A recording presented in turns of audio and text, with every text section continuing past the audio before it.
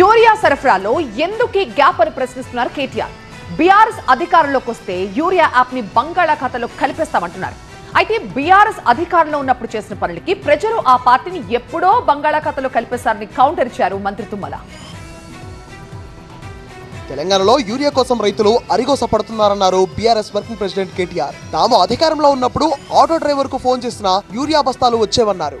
కాంగ్రెస్ మోదీ సాకు చూపెట్టి యూరియా సరఫరా చేయడం లేదన్నారు. షాపులో లేని యూరియా యాప్ లో ఎలా వస్తుందన్నారు. కేసీఆర్ మళ్లీ సీఎం అయితే యాప్ ను బంగాళాఖాతంలో కలిపేస్తామన్నారు కేటీఆర్. షాపులో ఉండే కదా యాప్ లో ఇచ్చేది, షాపులో ఉండాలి నా ముందు, ఆడ షాపులోనే దిక్కు లేదు.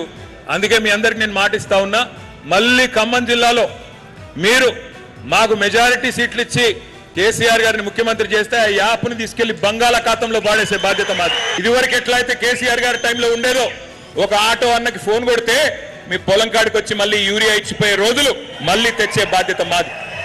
దానికి మోడీ పేరు చెప్పి ఇంకోటి పేరు చెప్పి తప్పించుకునే ప్రయత్నం మేము చేయం. ఆ రోజు కేసీఆర్ గారు ఉన్నప్పుడు ఇదే మోడీ ఉండే కదా, మరి అప్పుడు రాని యూరియా సమస్య ఈ చేతగాని అసమర్థుల వల్ల ఎందుకు వస్తున్నది ఆలోచన చేయండి. జిల్లాలో వ్యవసాయ మంత్రి ఉండగా కూడా ఇంత పెద్ద దుర్మార్గమైన పరిస్థితి ఇక్కడ.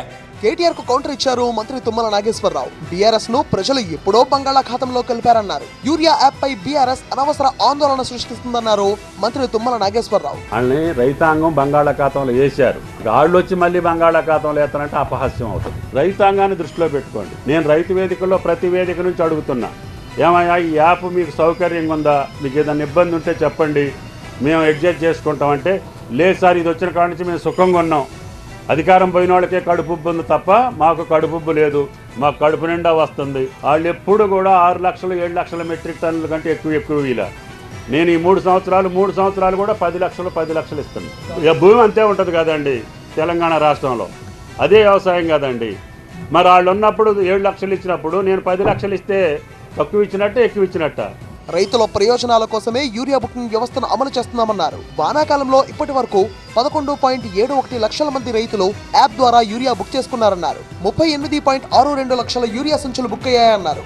బుక్ చేసిన యూరియాలో 88% రైతులకు చేరిందన్నారు తుమ్మల నాగేశ్వరరావు.